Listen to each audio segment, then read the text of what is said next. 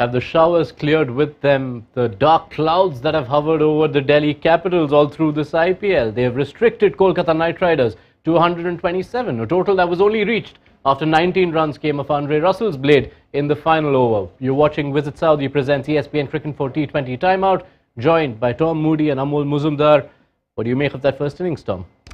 Well, it was a bit messy from KKR's perspective. It wasn't really their best batting performance. But again, we've seen that inconsistency with their batting throughout this tournament. They've had a couple of individual performances that have been outstanding, which has helped them secure a couple of wins that have been pretty well publicised and talked about, and quite rightly so. But yeah, look, no one really stuck with Roy. He got set at the crease, even though that it was difficult because wickets were falling constantly at the other end, and if it wasn't for a little bit of a cameo at the end there from Russell, that would have been well short of the mark that they ended up reaching, which is the 127. Before we begin to unpack the details, would be such a burden off that entire team's chest already. I mean, I know, let's not count those chickens too early. You never know, but as solid a bowling effort as Delhi could have expected. I mean, they wouldn't have, not just expected, but they wouldn't have believed if at the toss that, KKR would be all out for 127. Any day, any time they would take it. But I was really pleased to see a little bit of shake-up in the team. It was needed after 5 losses. I'm sure there must have been a lot of discussion, and they finally came to a conclusion that Ishant Sharma needs to play. I was very glad that they made those 2 changes that we've seen. In fact, Prithvi Shaw was left out. He's come in as an impact player, but Ishant came as for Mustafizur, and Phil Salt came in for the young Abhishek Porel. So right players coming in at the right time for Delhi Capitals, just the shake-up that they needed. Yeah, do hold that thought about Ishant, because we will get to that. Ishant Sharma with a performance to remember after featuring in the IPL after what was almost 2 years. But we spoke of changes. If you thought Delhi, the team with 5 losses on a row, were the ones rolling in the changes, KKR were the ones who really stunned us at the toss. They made as many as 4 changes to their playing 11. Tom, if I ask you to reflect on this, 4 changes, new openers, Narayan batting over Russell, Russell batting at 8, Mandi back despite not a lot of runs in the 2 games he played. What did you make of all of that?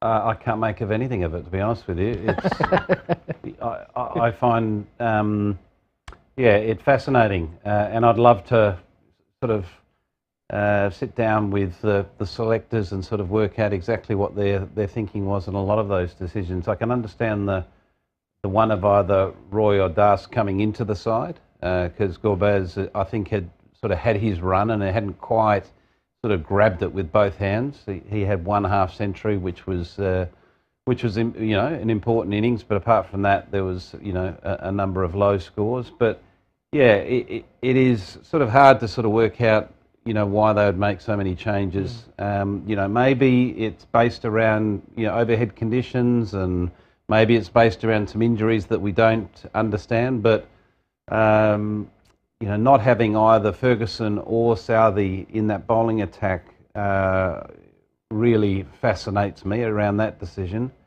And just pushing down some of those key players down the order. You mentioned Russell at 8.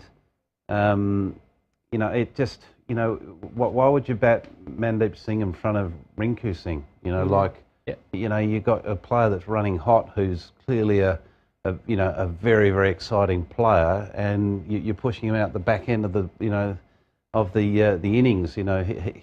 Just imagine if he had another 20 balls to bat. Yeah, one of the names we didn't chance upon right now was Shardul Thakur. Again, we don't know, nothing is said at the toss, whether any players were carrying niggles or injuries. We don't see him anywhere. What does all this tell us about the think tank, Amol? Have they panicked too early? Is there an option for me to say just ditto what what Tom said? I mean, at the toss, I didn't understand when they said they've done 4 changes. Mandeep came in, Jason Roy. Jason Roy I can understand to an extent, because they needed firepower at top of the order. But Kejrolia and then Litton Das, The two games, I mean, if you just look back at the KKR campaign so far in this tournament, the two games that they've won, one is by Rinku Singh and his heroics, and the second one they won with Shardul Thakur coming and playing that amazing innings and then, you know, chipping in with the ball. So I cannot fathom the fact that he's left on the bench and not even as a substitute. So it just can't make any sense to it. As much as those changes leave us confused, possibly leave the players confused as well, let down by some of the shot making at moments of the game where you felt like KKR needed to stitch something together, Tom? Yeah, look, it just didn't seem to work for them. They didn't have any sort of consistency or rhythm to their game. As I pointed out, you know, Jason Roy seemed to have got himself in. He never really caught fire like we know that he can, because he's an opener that, you know, can strike above 150 and does it regularly. But it was just the regular fall of wickets. You got, you know, Das going for 4, Iyer going for without scoring, and then the captain Rana going for 4. So that's one after the other. So he's suddenly thinking, my first game in the IPL 2023, and you know, it's an absolute train smash. You know, I've got to somehow try to resurrect things here, and nothing really stuck with him. You know, Mandeep Singh came in. Again, sort of didn't look convincing at all at the crease, and then Rinku came and swept one straight down Deep Square's throat. So it just got from you know, from bad to even worse. You know, every step of that innings. And as Tom mentioned, it took some of those runs from Andre Russell at the end to take them over what could well have been a sub-100 total. Can't fault the man who's made 38 in a team total of 127, but there's one particular moment I want to ask you about, Tom. You're in the 16th over, it's 8 for 94. Anrik Nortje is steaming in. Your number 10 has taken 2 dot balls. That's Umesh Yadav. He hits the ball in the deep and you run 2. Even discounting the fact that Umesh Yadav was dismissed the next ball, that's not the right move for the batter, surely? You would think in that situation the main batter would take as much of the biggest threat on the opposition. And the biggest threat is Andre Nortje. A high pace, so forget about, you know, the possible runs. He's thinking about, you know, getting off the over and facing the most amount of balls at that stage. It's more about, you know, the strategy of, right, okay, I'm going to just protect my number 10 from their greatest threat, and I'll just soak up these balls and try to get a 1 off the last ball if there's no scoring opportunities before that. So I'm on strike for the very next over. So yeah, look, again, you know, different players have different approaches at that stage of the innings. But I think at that point, it would have made sense that Andre Russell sort of soaked up that over and you know, try to set himself up for the finish. Right. Enough on the KKR batting. Let's credit where credit is due. Delhi with their best bowling effort of the tournament so far. And let's start with Ishant Sharma. Amol, he hasn't played in the IPL since May 2021. He's only played 4 T20 games since then. Between then and now, comes up 2 for 19, 4 overs, looked so good. He's playing after a layoff as well, not to forget. He was nursing an injury. Look, he's got experience. He's got you know, tons of experience playing, not just in IPL but also international cricket. 4 for 19 and picked up 2 wickets. He bowled well. More importantly, he bowled with a little bit of pace. You know, you always find Ishant Sharma after a break. You will always find him, you know, that ball carrying to the keeper quite well. So, and he got some shape as well with the new ball. So that was exactly what the doctor ordered for Delhi Capitals. And seriously quick in the middle, Tom. Can't remember the last time I saw Ishant Sharma bowling that fast. Impressed by this comeback? Yeah, look, it's good to see him back. He's a good man. I've been lucky enough to work with him over the years, and you know, he's a great person to have in the team, because he's very much a team man and very knowledgeable and has brought a lot of experience and I think a lot of calmness to that bowling attack. You know, particularly given that they only went in with the one overseas bowler. It just gives them that extra bit of experience as someone that's been around international cricket for many, many years. Also on Ishant Sharma quickly is that this rule of impact player gives him that leeway or gives the team that leeway of bowling his 4 overs and getting him off the field and then bringing the sub in, which they did exactly that with Prithvi Shaw coming in as an impact player. So just this rule also would give a new lease of life for somebody like Ishant. Yeah, might have been one of the fastest we've seen a bowling sub made, because he was done with his overs at the end of the 12th over. And interestingly enough, Kolkata had an impact sub that, at least on the batting front, lasted all of 1 ball. They brought in Anukul Roy at number 9 to try and lengthen that batting. Didn't quite work out for them.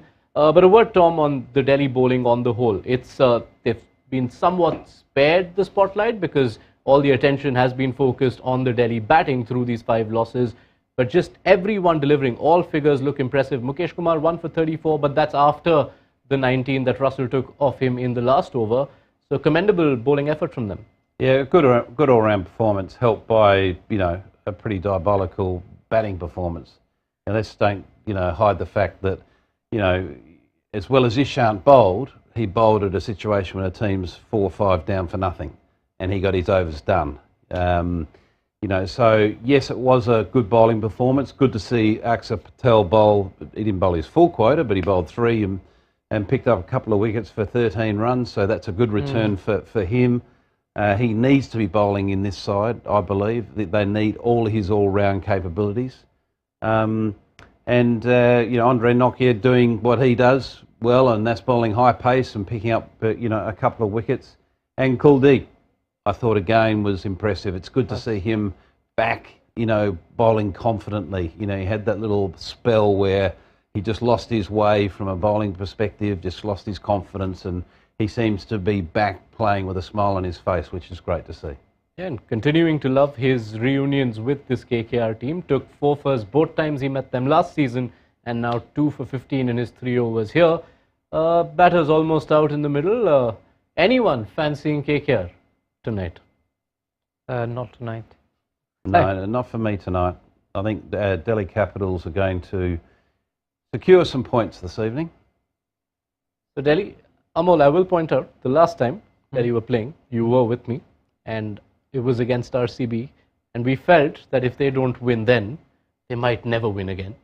Let's hope, for Delhi's sake, that changes tonight. They're chasing 128. How will they go? Be sure to follow the game on the ESPNcricinfo mobile app. If you haven't already, go download it from the Play Store or the App Store. You know the drill by now. 128 to win. Will Delhi get there? Will we see the first points for Delhi Capitals this IPL? However it turns out, we'll be back with you at the end of the game on Visit Saudi presents ESPNcricinfo T20 Timeout. Be sure to join us.